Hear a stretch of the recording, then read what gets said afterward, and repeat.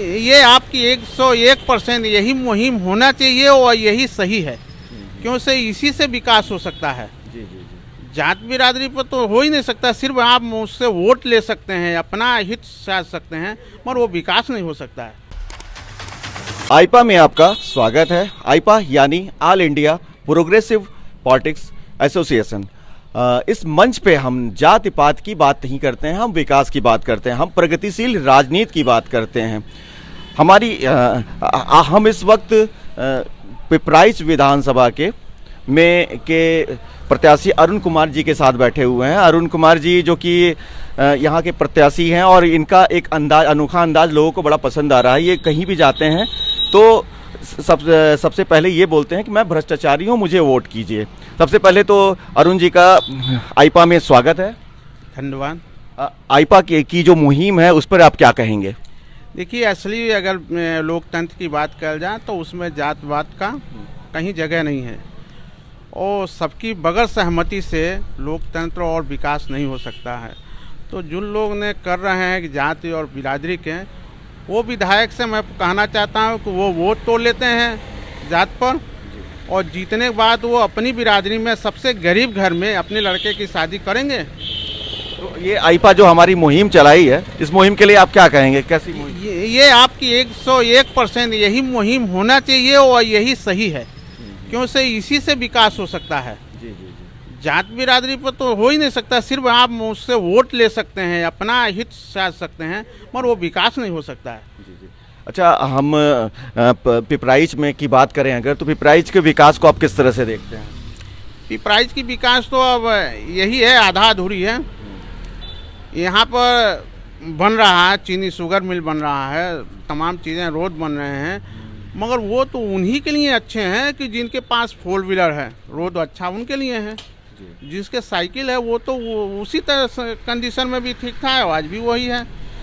Sugar mill बन रही है, उनके लिए है कि जो बाहर से आ रहे हैं, जो यहाँ पर बड़ा उद्योगपति होंगे, मगर जो यहाँ का मजदूर है, जो निचले स्तर का है, उसके लिए तो यहाँ वोट देने के बाद तो वो बम्बई जाएंगे ना, वो पंजाब जाएंगे, हरियाणा जाएंगे। वहाँ जाएंगे तो उनकी मजदूरी की शोषण भी होगी, खदेरे भी जाएंगे, मजदूरी मिलेगी कि नहीं मिलेगी, जाने आने का किराया भाड़ा जुटाएंगे, तो फिर उनकी विकास तो हमको नहीं नजर आ रही है कि होगा। तो आपके कहने का मतलब यहाँ फैक्ट्रियाँ बन रही हैं लेकिन यहाँ के लोगों को रोजगार उसमें नहीं दिया जा रहा है? नहीं दिया जा रहा। तो आप अगर चुनाव लड़ रहे हैं तो आपके भी अपने मुद्दे होंगे। क्या मुद्दे हैं आपके?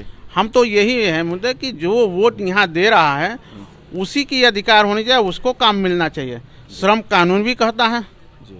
तो आखिर ये कागजों में और मौखिक राज चल रही है। कागज में जो होता है वो अलग होता है और मौखिक है जो अलग है।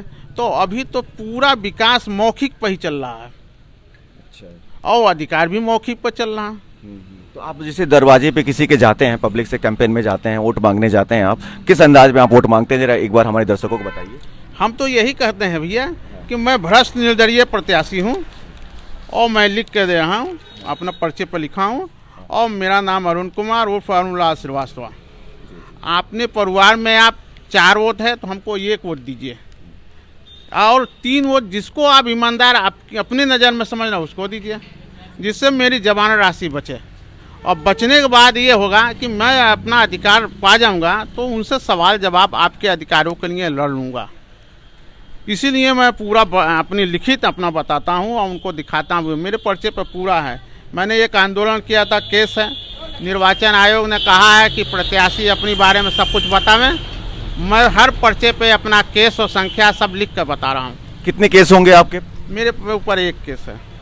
किस मामले में केस हुआ था आपके ऊपर? वो मैंने मजदूरों को अधिकार के लिए 19 में फर्टिलाइजर में स्थानीय मजदूरों के लिए काम नहीं मिला, इसलिए आंदोलन किया था, जिसकी लिखित मैंने प्रधानमंत्री, मुख्यमंत्री, श्रम परिवर्तन अधिकारी, श्रम कमिश्नर, जिला अधिकारी सबको बाई पोस्ट मैंने किया था। और इन लोगों ने कहा कि आप मत कीजिए। हम नहीं माने, कोई दंगा उंगा नहीं हुआ, मगर फिर भी मुझ पर आप केस कर दिए हैं लोग। अच्छा, आप योजनाओं को लेकर के क्या लगता है कि योजनाओं का लाभ घर घर पहुंच रहा है? योजनाओं का लाभ तो मान लीजिए, अब गैस की बात है, मैं ऑलरेडी गैस कनेक्शन रही हूँ और 2008 से मैंने 295 रुपया पेमेंट करके गैस सिलेंडर अभी तक नहीं मिला है। मेरे दरवाजे पे आधा सड़क बना है और आधा नहीं बना है।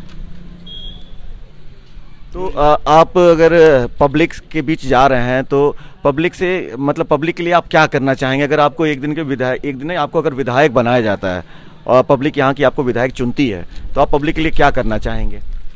पब्लिक के लिए वही कि जो पहले स्थानीय, जो मान लीजिए हम यहाँ पर इंडस्ट्री बना रहे हैं, तो इंडस्ट्री किसके लिए बना रहे हैं? आप इन्हीं के लोगों के लिए ना।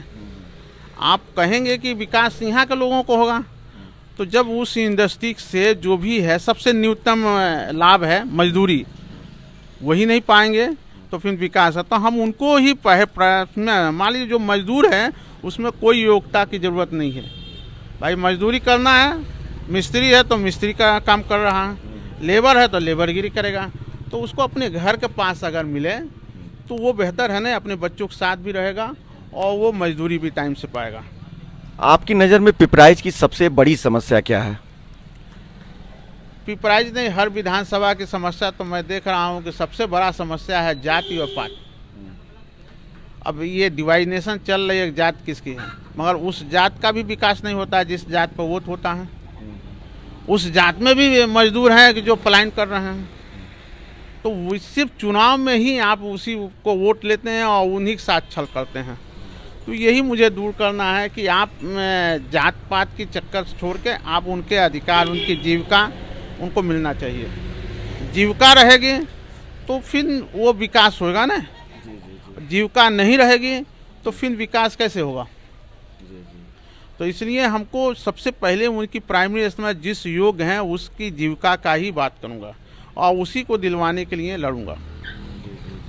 आपने सुना अरुण कुमार जी का क्या कहना है कि अरुण जी, विकास का मुद्दा जो इनका है वो जाति पाति, आज जो जाति पाति को के आधार पे लोगों को बांटा जा रहा है, तो इनका कहना है कि अगर ये विधायक बनेंगे तो ये जाति पाति के आधार पे किसी को बंटने नहीं देंगे और ये सबका विकास करेंगे, ये एक जाति की राजनीति नहीं करेंगे।